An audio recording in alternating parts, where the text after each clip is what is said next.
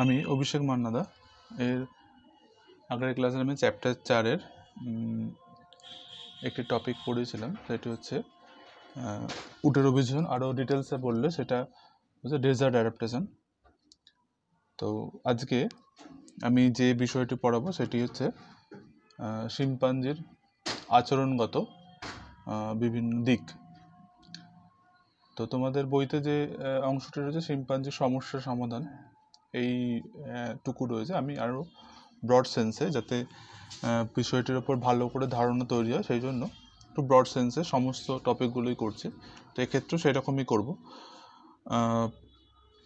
প্রথমেই আমরা শিম্পাঞ্জির যে দিকটির কথা জানবো, সেটা হচ্ছে যে এরা কিন্তু মানুষের খুবই কাছাকাছি। অ্যাকচুয়ালি বন মানুষের পরিবারভুক্ত যদি সেইভাবে সায়েন্টিফিক্যালি দেখা যায়, কিন্তু গরিলার মতো ওইরকম ধরনের ওরকম একটা ভয়ঙ্কর চেহারা কিন্তু এদের নয়। এরা থাকে মূলত মধ্য পশ্চিম আফ্রিকার বৃষ্টিপ্রধান জঙ্গলে, এবং সেখানকার যে আদিবাসীরা, তাদের থেকে কিন্তু এদের এই শিম্পাঞ্জি নামটা এসেছে। শিম্পাঞ্জির গায়ের রং কালো, তবে মুখের যে রংটা সেটা একটু মেটে মতো, মাটির মতো আর কি। মেরুদণ্ডের পিছন দিকটা, মেরুদণ্ডের প্রান্ত ভাগ যেটা এবং পিছন দিকটা, সেটা সাদা হয়। মুখ, কান, হাত ও পায়ের পাতায় কোনো লোম থাকে না। হাতগুলো কিন্তু এরা অন্যান্য বন মানুষের মতোই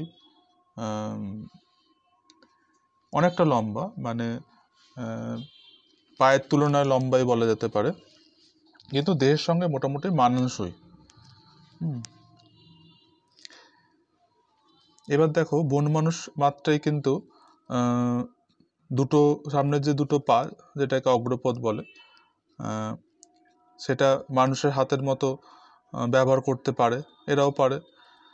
এবং এই ক্ষেত্রে আরও ভালো করে বললে, এরা কিন্তু সেই কাজে সব থেকে বেশি পারদর্শী অন্যান্য বন মানুষের তুলনায়। বুড়ো আঙুল সহ এদের যে টোটাল যে 5টা আঙুল, সেটা কিন্তু কোনো জিনিসকে ধরার জন্য, আঁকড়ে ধরার জন্য খুবই উপযোগী।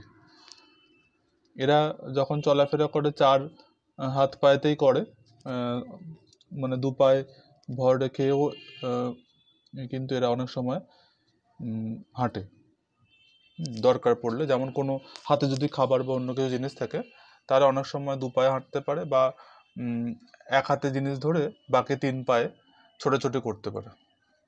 সেই দিক থেকে এরা এক্সপার্ট। এবারে আমরা স্ক্রিনে যে ছবিটি দেখতে পাচ্ছি, শিম্পাঞ্জির সাথে যে ভদ্রমহিলা বা যে বিজ্ঞানীর ছবি, তার নাম হচ্ছে জেন গুডাল। ইনি হচ্ছেন এমন একজন বিজ্ঞানী যিনি তার জীবনে সারাটা সময় কিন্তু এই শিম্পাঞ্জির আচরণ সংক্রান্ত বিষয় ব্যয় করেছেন, এবং এতটাই ডেডিকেশন তার এই গবেষণার জন্যই কিন্তু আমরা শিম্পাঞ্জির বিভিন্ন আচরণগত দিক সম্পর্কে আজকে জানতে পেরেছি, এটা আমরা বলতেই পারি। 3রা এপ্রিল 1934-এ এনার জন্ম লন্ডন শহরে, এবং 1908 সাল থেকেই তানজানিয়ার গোম স্ট্রিম ন্যাশনাল পার্কে তিনি শিম্পাঞ্জির ওপর গবেষণা করেন। আরও স্পষ্ট করে বললে, কাসাকেলা বলে একটা শিম্পাঞ্জি সম্প্রদায়, তাদের ওপর তিনি মূলত পর্যবেক্ষণ করতে থাকেন, এবং দীর্ঘদিন ধরে তিনি যে পর্যবেক্ষণ করেন, তার ফলস্বরূপে কিন্তু আমরা শিম্পাঞ্জির বিভিন্ন বৈশিষ্ট্যসূচক আচরণ সম্পর্কে জানতে পেরেছি। এদের অনেক আচরণে কিন্তু মানুষের সঙ্গে মেলে, এবং সেটা এই কারণে যে মানুষের সঙ্গে এদের জিনগত মিল প্রায় 98%, যেটা শুনলে তোমরা অবাক হবে। মানুষের সঙ্গে জিনগত মিল 98% এদের। এবার এদের যে বৈশিষ্ট্যগুলো তোমাদের সিলেবাসে যেরকম রয়েছে, ধরো যেমন উইপোকা শিকার করে। শিম্পাঞ্জি কোনো গাছের ডাল ভেঙে তার পাতাগুলোকে ছিঁড়ে ফেলে, তারপর সেই ডালটাকে উইয়ের টিপিতে ঢুকিয়ে দেয়, এবং ক্রমান্বয়ে উইপোকাগুলোকে বের করে আনে। ঠিক আছে, এটা হচ্ছে উইপোকা শিকার একটা আচরণ বললাম। আরও এরকম ধরনের আচরণ আমি বলছি, যেগুলো তোমাদের বইতেও পাবে। বাদামের খোলা ভাঙা, কাঠের টুকরোকে অনেক সময় তারা হাতুড়ি এবং নেহাইয়ের মতো ব্যবহার করে বাদামের খোলাটা ভাঙে। নেহাই মানে হচ্ছে শক্ত পাথরের একটা স্ল্যাব বা পাটাতন, যার ওপর বাদাম রেখে পাথর বা কাঠের টুকরো হাতুড়ির মতো ব্যবহার করে বাদাম ভাঙে। তারপরে ধরো ভেষজ ঔষধি ব্যবহার, হ্যাঁ, যখন কোনো পরজীবী বা প্যাথোজেন দ্বারা কোনোভাবে যদি রোগাক্রান্ত হয় তখন কিন্তু এরা খুঁজে খুঁজে ঔষধি গাছের পাতা নিয়ে আসে এবং সেগুলো খায়। এবং এখানে অনেক রকম ভেষজ উদ্ভিদ, যেমন অ্যাসপিলিয়া রুডিস, হ্যাঁ, এটা একটা প্রজাতির কথা বলে, এরকম অনেক রকমের ভেষজ উদ্ভিদ কিন্তু এরা খায়। তো এই যে বৈশিষ্ট্যগুলো, এই যে আচরণগুলো, এগুলো কিন্তু আমরা এই জেন গুডালের গবেষণা থেকে জানতে পেরেছি। তিনি দীর্ঘদিন ধরে এই গবেষণা চালিয়ে গেছেন। তো এই আচরণগুলো দেখো, অনেকটা শান্তিপূর্ণ আচরণ এবং নিজেদের মতো বেঁচে থাকার জন্য আচরণ। কিন্তু জেন গুডাল দেখেছিলেন শিম্পাঞ্জি কিন্তু আক্রমণাত্মকও হতে পারে। যেমন তিনি আবিষ্কার করেন যে এই সিমগুলো কি করে, ওরা এক ধরনের বানরকে শিকার করে, এরা শিম্পাঞ্জিগুলো, যার নাম হচ্ছে কোলোবাস, হ্যাঁ, বানরের মানে জাতটা। তো এরা কি করে, এরা মানে ভাগ করে নেয় নিজেদের মধ্যে ডিউটিটা। একদল কি করে, ওই বানরগুলোকে তাড়া করে, হ্যাঁ, ওই বানরগুলো গাছের উপর থাকে, তাদের তাড়া করে। আর একদল কি করে, সামনে দাঁড়িয়ে তাদের যাতায়াতের পথটাকে আটকে দেয়, ঠিক আছে। আবার একদল কি করে, ওই গাছের উপর উঠে সেই বানরগুলোকে ধরে এনে তাদেরকে হত্যা করে। তাহলে দেখো কীরকম একটা খুব মানে সুন্দর মেকানিজম বা পরিকল্পনার ছাপ দেখো এইখানে তোমরা বুঝতে পারছো। তো এই রকম ধরনের আচরণগত যে বৈশিষ্ট্যগুলো, সেগুলো কিন্তু আমরা জেন গুডালের গবেষণা থেকে জানতে পেরেছি। তিনি পরবর্তীকালে জেন গুডাল ইনস্টিটিউট, হ্যাঁ, এবং প্রতিষ্ঠা করেছিলেন বিভিন্ন রকমের গবেষণামূলক প্রোগ্রাম চালু করে, যেখানে যাতে করে এই সংক্রান্ত গবেষণাটা আরও এগিয়ে নিয়ে যাওয়া যায়। এরপরে আমরা শিম্পাঞ্জির খাওয়া দাওয়ার সম্পর্কে জেনে নিই। খাওয়া দাওয়ার ব্যাপারে এরা মোটামুটি নিরামিষ হলেও পুরোপুরি নিরামিষ না। তোমাদের একটু আগে বললাম যে বানরকে কীভাবে তাড়া করে এরা হত্যা করে। তো মূলত ফলমূল, গাছের পাতা, বাকল, কীটপতঙ্গ, পাখির ডিম, হ্যাঁ, এই সমস্ত রয়েছে, কলা, পেঁপে, এগুলো এরা খুব ভালোবাসে। পরিণত বয়সে একটা শিম্পাঞ্জি একবারে প্রায় 50টার মতো কলা খেয়ে নিতে পারে। এরপর আমরা যে দিকটার কথা বলবো সেটা হচ্ছে শিম্পাঞ্জির যে পেরেন্টাল কেয়ার, হ্যাঁ, মানে সন্তানের প্রতি তার যে ভালোবাসা। মোটামুটি 230 থেকে 240 দিন এদের মানে গর্ভধারণ কাল, এবং তারপরে তারা সন্তানের জন্ম দেয়। নর্মালি একটাই সন্তান হয় একবারে। সন্তানের প্রতি কিন্তু মা শিম্পাঞ্জি খুবই যত্নবান, এবং শিশু শিম্পাঞ্জি তার 2 বছর বয়স পর্যন্ত একান্তভাবেই মায়ের ওপর নির্ভর করে। প্রথম মা তাকে বেশ কিছুদিন একটানা বুকে জড়িয়ে রাখে। একটু তোমরা ছবিতে দেখছো ওই রকম ধরনের একটা ছবি। একটু যখন বড় হয় তখন পিঠে চড়িয়ে তাকে ঘুরে বেড়ায়। এইভাবে যখন মোটামুটি 4 বছর বয়স হয় শিম্পাঞ্জি, ততদিনে তাদের বেঁচে থাকার জন্য যে সমস্ত পদ্ধতি বা আদব কায়দা জানতে হবে সেগুলো সব শিখে নেয়, হ্যাঁ, মোটামুটি 4 বছরের মধ্যে। তারপর 6-7 বছর বা তার বেশি সময় থাকার পরে, মায়ের সাথে থাকার পরে তারা মোটামুটি সাবালক হয়, এটা বলা যায়। এরপরে যেটা বলবো সেটা হচ্ছে শিম্পাঞ্জিরা দল বেঁধে থাকে। মোটামুটি এই দলে মা থাকে, তার ছেলে মেয়েরা থাকে, এবং কয়েক বছর তারা একসঙ্গে থাকে।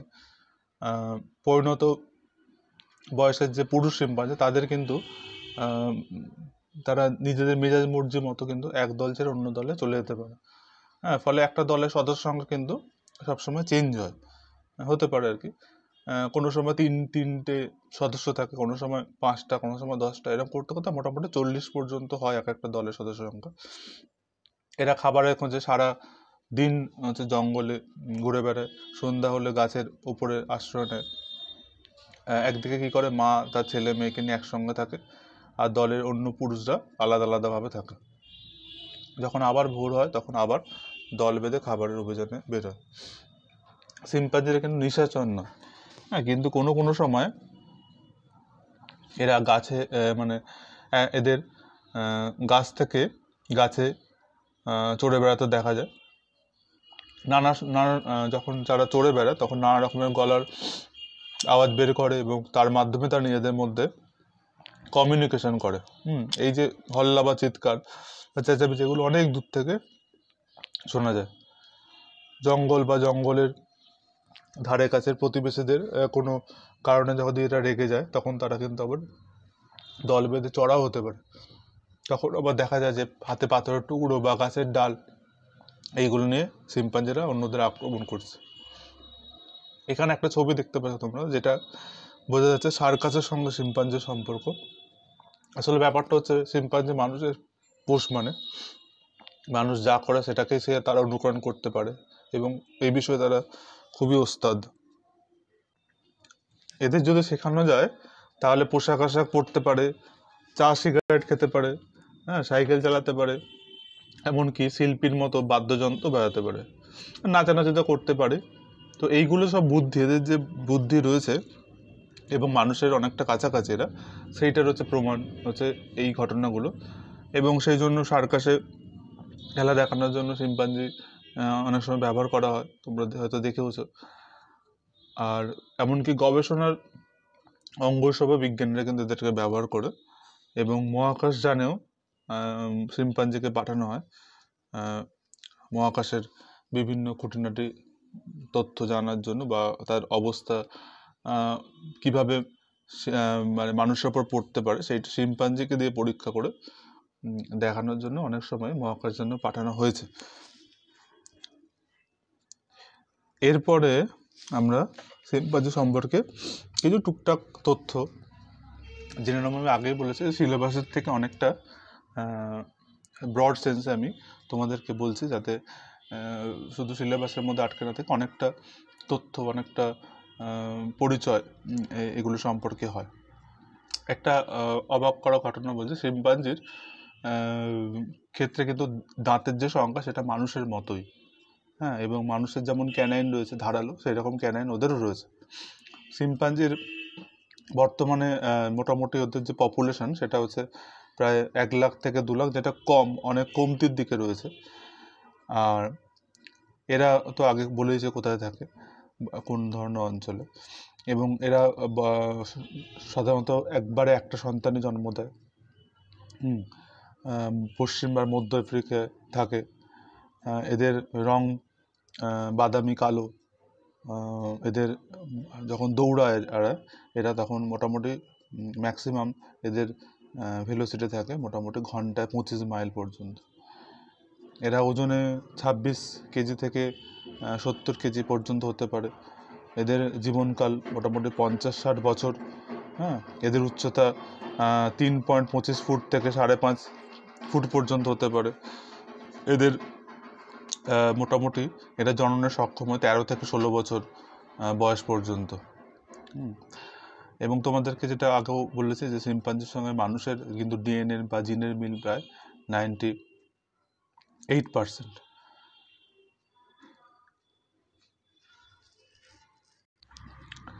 এখন এই যে পশ্চিমার মধ্য আফ্রিকার প্রায় 21টা দেশে যেখানে তারা রয়েছে, সেখানে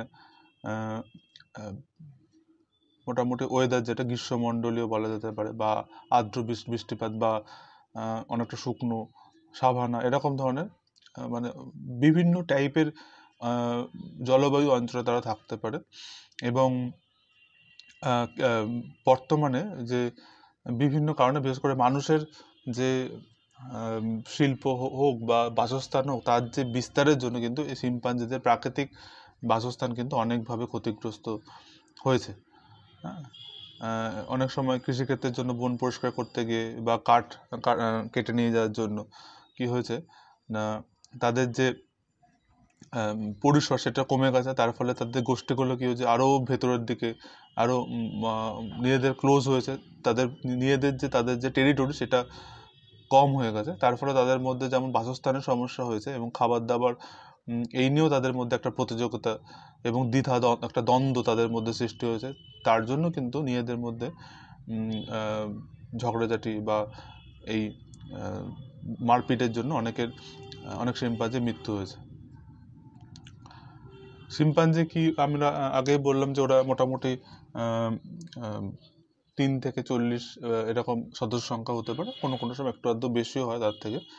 এরা কিন্তু তাদের যে আঞ্চলিক মানে তাদের যে টেরিটরি, সেখানে কিন্তু বাইরের কাউকে খুব একটা সহ্য করে না। অনেক সময় বাইরের কেউ ঢুকে পড়লে, যদি অন্য কোনো শিম্পাঞ্জি ঢুকে, তাদেরকে কিন্তু এরা মেরে ফেলে। হ্যাঁ, এদের যে গোষ্ঠীগুলো, তাদের মধ্যে কিন্তু যে সামাজিক কাঠামো সেটা কিন্তু খুবই জটিল আর কি।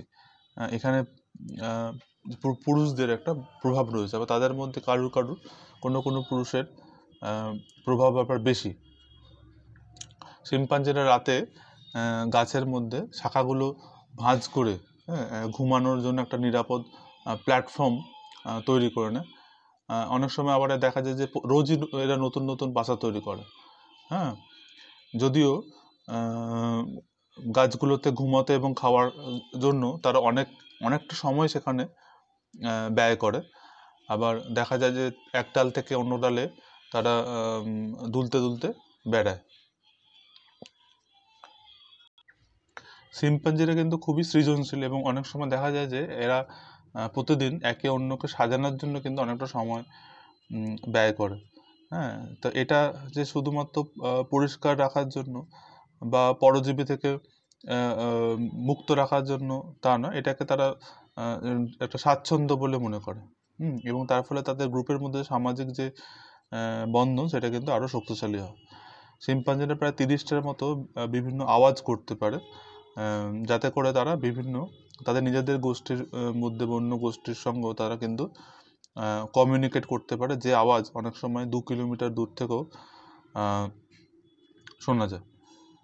শিম্পাঞ্জিরা কিন্তু বিশ্বের অন্যতম বুদ্ধিমান প্রাণী প্রজাতি বলে তাদেরকে মনে করা হয়, এবং তারা বিভিন্ন জিনিস, মানে যদি তাদের শেখানো একটা আগে বলছিলাম, তারা কিন্তু শিখতে পারে এবং মনে রাখতে পারে, এবং তারা অনেক সময় নিজেকে আয়নায় দেখেও নিজেদের চিনতে পারে। বর্তমানে শিম্পাঞ্জি এমন একটা প্রাণী যে প্রাকৃতিক পরিবেশে বিপন্ন হিসেবে IUCN দ্বারা লিস্টেড হয়েছে। তাই যদি পরিবেশ পরিস্থিতি না পাল্টানো যায়, তাহলে কিন্তু অদূর ভবিষ্যতে এই প্রাণীটি বিলুপ্ত হয়ে যেতে পারে। হ্যাঁ, তো মনে করা হয় যে গত কয়েক দশকে আফ্রিকাতে কয়েক লক্ষ শিম্পাঞ্জির শুধু সংখ্যা কমে গেছে। তাহলে এদেরকে বাঁচিয়ে রাখার জন্য কিন্তু মানুষকেই সচেষ্ট হতে হবে। তো আজকে আমরা শিম্পাঞ্জি আচরণগত বিভিন্ন বৈশিষ্ট্য সম্পর্কে আমরা জানলাম, যেটা আমাদের সিলেবাসে রয়েছে তার থেকে আরও ব্রড সেন্সে।